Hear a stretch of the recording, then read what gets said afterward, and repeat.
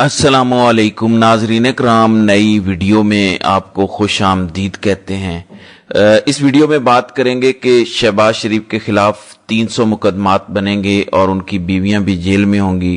किसकी जानिब से ये पेशन गोई की गई है, इस पर बात करेंगे। इसके अलावा बात करेंगे कि IPPs जो इंडिपेंडेंट पावर प्रोड्यूसर्स हैं, जो बिजली बनाती हैं, उसके बाद दूसरी बड़ी बारूदी सुरंगें इस वक्त पंजाब में बिछाई जा रही हैं और बारूदी सुरंगें बिछाने वाले बराह रास्त पकड़े जा रहे हैं। बज़ाहिर यूं लगता है कि ये बारूदी सुरंगें खान की हुकूमत के लिए बिछाई जा रही हैं। नून लीग शायद मुस्तकबिल देख चुकी है, उन्हें पता चल चुका है कि अब अगली हुकूमत हमारी नहीं आएगी, इसलिए खान के लिए ऐसी ऐसी बारूदी सुरंगें बिछा कर जाओ कि वो बारूदी सुरंगें साफ करते करते खान के कई साल ज़ाय हो जाएं। और ये बारूदी सुरंगें क्या हैं जो इस वक्त पंजाब में बिछाई जा रही हैं, इस पर बात करेंगे। इसके अलावा बात करेंगे कि हाँ मैं खुश हूँ, कौन खुश है, क्यों खुश है, किस वजह से खुश है, इस पर भी इस वीडियो में बात करेंगे। फिर बात करेंगे कि गिलगित बल्तिस्तान में नून लीग को एक और जोरदार झटका दिया गया है। मुसलसल नून लीग की कश्ती हिचकोले खा रही है, तूफान में फंस चुकी है। बज़ाहिर यूं लगता है कि नून लीग की कश्ती अब साहिल किनारे पहुंचती दिखाई नहीं दे रही। इस पर भी इस वीडियो के आखिर में बात करेंगे। नाज़रीन किराम, PTI इस वक्त बहुत गुस्से में है। उसकी वजह यह है कि पिछले 3 सालों से PTI को बहुत रगड़ा लग रहा है।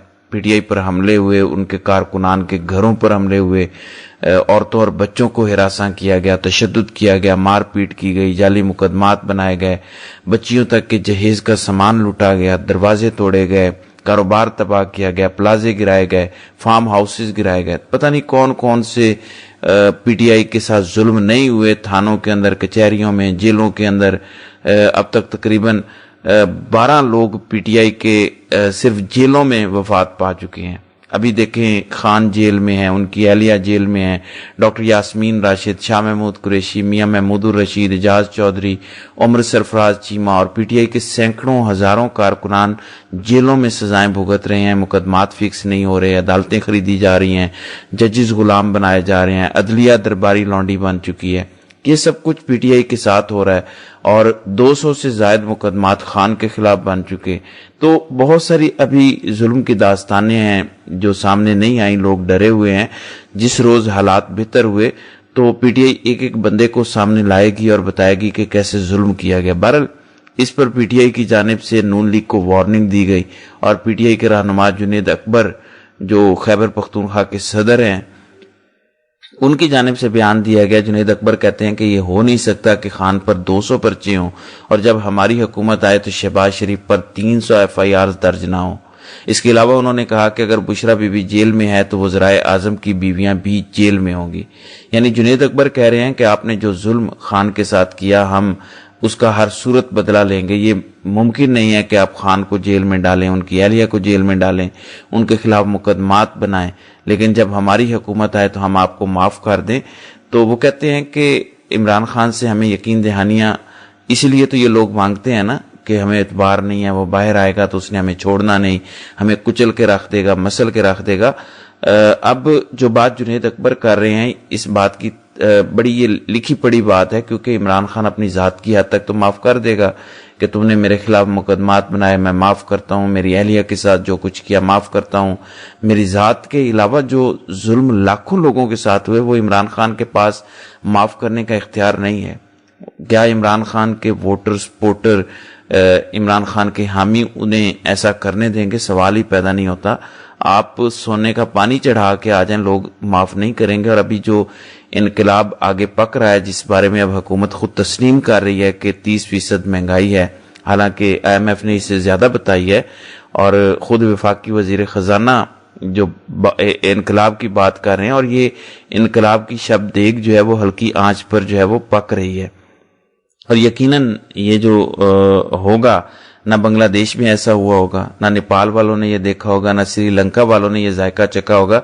जो पाकिस्तान में इनकलाब आएगा, जो लोग फटेंगे और निकलेंगे, ये आतिफिशा अवाम के दिलों में फट रहा है, पक रहा है, ये फटना है और इसमें ज्यादा टाइम नहीं रह गया, ज्यादा से ज्यादा 1 साल है। پچھلے 6 ماہ ایران اور امریکن جنگ کی وجہ سے اسٹیبلشمنٹ کے ضائع ہو گئے، ورنہ اس سال کے آخر تک سارے معاملات وائنڈ اپ ہو جانے چاہیے تھے. تو بہرحال اب 2026 کے آخر تک ساری چیزیں جو ہیں وہ وائنڈ اپ ہوتی نظر آ رہی ہیں، اور اس کے بعد آپ دیکھیں گے کہ جنوری 2026 میں ہی میں نے آپ لوگوں کو بتایا کہ 28ویں ترمیم منظور ہوگی، لیکن وہ چلتے چلتے اب جون میں آ گئی ہے. تو یہ جو ہے یہ 2027 تک میکسیمم یہ حکومت اور یہ معاملات آگے جاتے دکھائی دے رہے ہیں. عمران خان جس چیز کا انتظار کر رہے ہیں وہ چیز پک کر تیار ہو رہی ہے. تو بہرحال دیکھتے ہیں کہ آنے والے دنوں میں اس حوالے سے مزید کیا ہوتا ہے.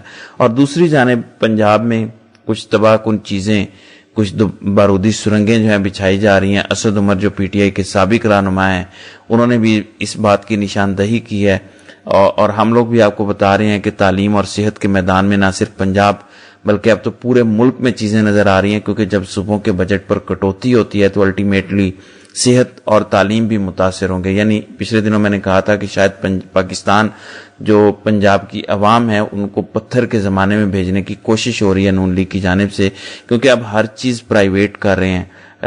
سکول پرائیویٹائز کیے جا رہے ہیں، کالجز پرائیویٹائز، یونیورسٹیز پرائیویٹائز، اور یہ جان بوجھ کے کر رہے ہیں. اس پر اسد عمر کہتے ہیں کہ بغیر کسی آئینی ترمیم کے این ایف سی میں وفاق کا شیئر بڑھانے کا ہدف حاصل کر لیا گیا ہے. عملاً اگر اگلے سال کے این ایف سی کی تقسیم یوں ہے کہ 61% وفاق کا ہے اور 39% صوبوں کا ہے. اس سے فرق یہ پڑتا ہے کہ عوام کی ضروریات کی تقریباً تمام چیزیں جیسا کہ تعلیم، صحت، پینے کا پانی، آبپاشی، گلیاں، سڑکیں، پولیس کا نظام وغیرہ، یہ سب صوبے کی ذمہ داری ہوتی ہے. اور یہ جو 2800 ارب روپے صوبوں سے وفاق کے پاس جائیں گے، یہ 2800 ارب صوبوں میں استعمال ہونے تھے، اب صوبے یہ استعمال نہیں کر سکتے، تو فنڈز کی کمی آئے گی. تو یہ جو بات اسد عمر نے گنوائی ہے، تعلیم، صحت، پینے کے پانی، آبپاشی کا نظام، گلیاں، سڑکیں، پولیس کا نظام، یہ سب صوبے کی ذمہ داری ہوتی ہے. صوبے کے فنڈز پر آپ نے کٹوتی مار دی ہے تو یہ چیزیں نہیں ہو سکیں گی. وہ کہتے ہیں کہ جو ان چیزوں پر خرچ کرنے کے لیے آئینی طور پر صوبوں کے پاس ہونا چاہیے تھا وہ نہیں ہے. یعنی رواں سال اب جو بجٹ منظور ہوگا، اس بجٹ سے لے کر اگلے سال جون تک نہ آپ کے پورے ملک کے اندر پنجاب خاص طور پہ، کیونکہ سب سے بڑا صوبہ آدھی آبادی ہے، سب سے زیادہ پنجاب متاثر ہوگا. نہ بچوں کو سکول ملیں گے، نہ تعلیم ہوگی، نہ صحت کی ضروریات. آپ کو شاید پیناڈول کی گولی تک سرکاری ہسپتالوں سے نہیں ملے گی. لوگ چیخیں گے، تڑپیں گے، چلائیں گے.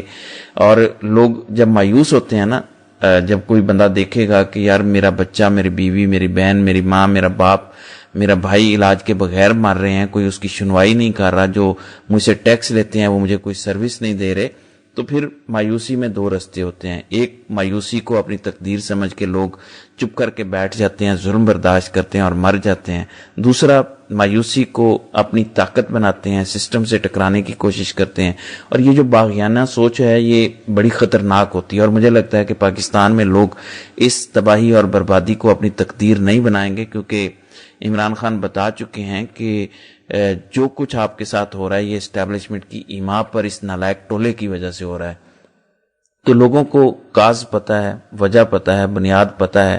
اور اب جو ریئیکشن آئے گا وہ بڑا ہی خطرناک قسم کا ریئیکشن ہے، کیونکہ لوگ کہیں گے کہ یار میں مر رہا ہوں، میری فیملی مر رہی ہے، تو میں کیوں نہ ان کے ساتھ جا کر ٹکراؤں. تو یہاں سے ایک جو باغیانہ سوچ ہے وہ ملٹی پلائی ہوگی، اور معاشرے کے اندر جذبات پہلے ہی بہت زیادہ پک چکے ہیں. جو میں کہتا ہوں نا کہ اجزائے ترکیبی مکمل ہو چکے ہیں. انقلاب جو ہے وہ بہت جلد جنم لینے جا رہا ہے، اور یہ اگلے سال، جیسا کہ میں نے کہا کہ 1 سال ہے، یہ جو ہے یہ اگلے 1 سال کے اندر اندر آپ کو ہوتا دکھائی دے گا. تو مریم نواز جو بارودی سرنگیں بچھا رہی ہیں، اور یہ بارودی سرنگیں آنے والے دنوں میں پنجاب، نہ صرف پنجاب بلکہ پورے ملک کی عوام کو انتہائی اذیت ناک طریقے سے زخمی اور لہو لہان کرنے والی ہیں. دوسری جانب بلاول بھٹو بڑے خوش ہیں. اس کی وجہ یہ ہے کہ بلاول کہتے ہیں کہ گلگت بلتستان میں حکومت بنانے میں بہت کمفرٹیبل ہوں، یعنی بہت اچھا محسوس کر رہا ہوں. اور آپ کو پتہ ہے کہ پیپلز پارٹی اور نون لیگ میں ٹاکرا ہوا، بڑے مسائل ہوئے، پھر نون لیگ نے کہا کہ ہم حکومت بنائیں گے، کوشش بھی کر رہے تھے. رانا ثناء اللہ نے بھی بیان دیا کہ 15 جون تک ہم یہ ساری چیزیں طے کر لیں گے.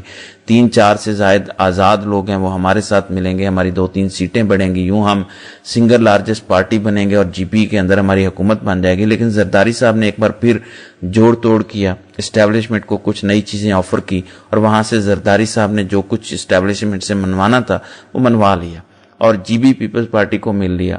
اور دیکھیں کہ 4 لوگ جو نون لیگ اور پیپلز پارٹی امید لگائے بیٹھے تھے وہ نون لیگ میں شامل نہیں ہوئے, وہ چاروں لوگ استحکام پاکستان پارٹی میں چلے گئے, اور جی بی کا ایک آزاد امیدوار بھی نون لیگ میں شامل نہیں ہوا. انہوں نے آئی پی پی کے سربراہ علیم خان کے ساتھ ملاقات کی, اور علیم خان نے انہیں مفلر پہنائے اور سیاسی طور پر انہیں ویلکم کیا.